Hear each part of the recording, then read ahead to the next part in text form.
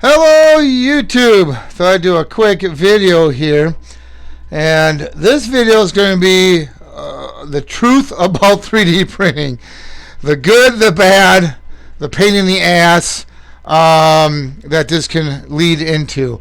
Well, let's first start off with, this is what happens when you have things go wrong. Now you got a box full of useless parts, I guess. Some of the mistakes was mine, some of them were the machine, but that's going to happen. So there's that. Yeah, that sucks. The other thing that people don't really mention, or maybe they do, I just didn't pay attention, is filament. Filament is a pain in the ass, because here's the problem. If you want a certain color, well, guess what? You got to go and buy the color that you're looking for. So now you start to end up with spools all over the place. Oh, don't forget about the one back there. So yeah, this is becoming a problem. What do? One solution is maybe to just print the item in a basic like white or maybe gray and then paint them if it's like a little model figure or something. I don't know, but this is getting out of hand. And this stuff that I'm printing has nothing to do with radio stuff. This is for other stuff, other projects. And that's another thing. As soon as you get a 3D printer, you will not just print what you think you're going to print. You are going to be printing everything and anything under the sun. Just because it looks cool. I'm like, oh, look at that cool little toy. I got to have it. Why? I don't know. What does it do? Well, it just sits there. So that's another kind of a drawback. The other thing, too, that I'm learning really quick is that, like I said about the filaments, but filaments do not come all standard sizes. As you can see here, I had to make adapters to fit on my machine because I didn't want to buy the bamboo filament. I bought cheaper stuff, so I had to make adapters. Well, you learn real quick what adapters are worth making and what adapters are not worth making. For an example, if you're gonna make an adapter, just make the type that thread on. It's like a cone. I don't know if you can kind of see that, but it threads on, so it will fit any spool. Do not waste your time making specific adapters like this. It's worthless. It goes in that box.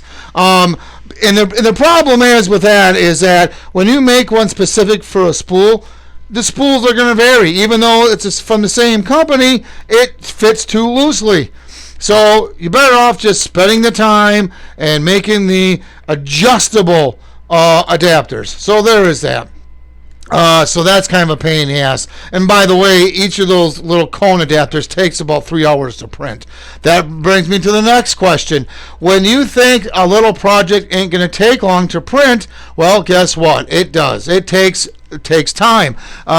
These enclosure boxes that I offer, this one and this one, they take over 2 hours to print. You wouldn't think it would take that long to make a simple box, but it does. That's just the way it is. Now, that's only if you use one color. If you want to use multicolor, let's say I want to make the lid white and the bottom black, it's going to take a lot longer because it's got to switch out filaments and purge and all that fun stuff. So that's kind of a, what do you do type of situation. What else? Back to the filaments. Now, that's another interesting thing.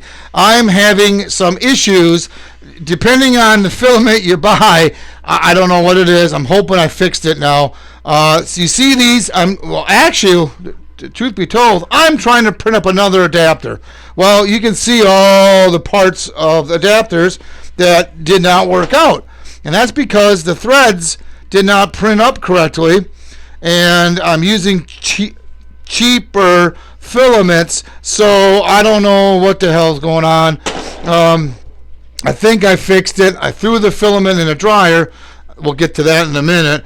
And I'm drying it. So I'm hoping that fixes my thread issues, because I'm trying to print another adapter because I need it, because as you can tell, I don't have no color there because the spool does not fit. Because it's not a bamboo spool. And what I mean by that is, matter of fact, I might be able to actually kind of show you. I got a filament in the dryer now, so I can't show you that one. But here is a bamboo spool. Okay, so yeah, holds nice, fits perfect, works great. Here is a cheap. Let's see if I can show you this. Maybe I can.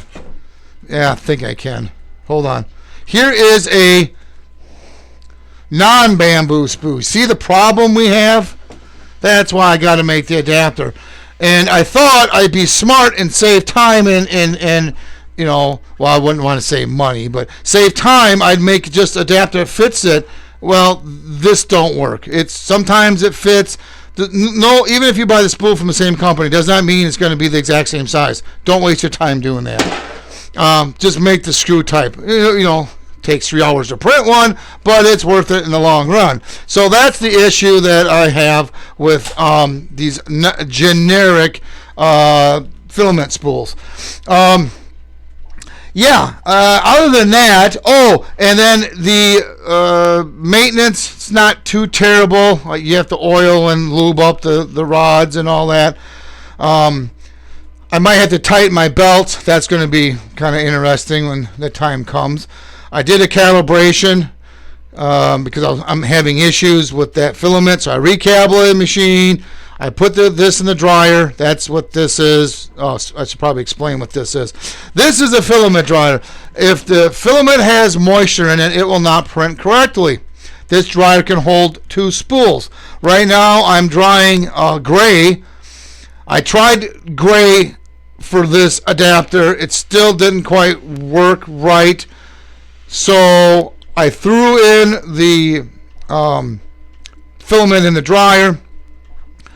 This filament was drying for 10 hours. That's what I'm trying now. So I put that filament, took it out of the dryer, put that on the machine, took the gray, put it in there, and letting that dry. I think it's 10 hours. I got it set for, you know, built-in timer, whatever. Hopefully it'll get the humidity down. Looks like it's 18%, so it's getting down there. So that's kind of a pain in the ass, because then you got to wait 8 to 10 hours depending on what type of filament to dry. So, and that's why, if you noticed, when you get filament, it's sealed. Like, I think I just showed you this, but I'll show you this again. It's sealed, but it does not mean it's dried from the factory. So even if it's sealed, you think you'd be all right. Well, that's not the case. You may have to dry it depending on the humidity in your area. So this summer is going to be really fun. We're going to see how well this printing goes. Other than that, that's about the only down things that I've really kind of noticed. Not terrible, but it's just something that you don't really totally think of until you start doing this. And as you go, you kind of learn what not to do. I'm hopefully over time I'll learn what colors are more popular, so I don't have to have 40 different rolls of plastic, because that's becoming a pain in the ass, because I'm running out of room. That's the issue. Yeah, I could print up some 3D rack deal and start stacking these, but I don't know if I want to do that. I'm like I said, I'm learning what colors are going to be more popular than others, and I'll just start sticking with those. That's the nice thing about my boxes, wherever they're at, that they're just one color. Hey, that's pretty simple. But yeah, so I like I said, I'm kind of learning the ins and outs. Not an expert by any means, and that even leads me to the software. That's a whole nother video about that. But at any rate, if you have any questions or comments, please post them down below. Please subscribe. Thank you, and have yourself a good day.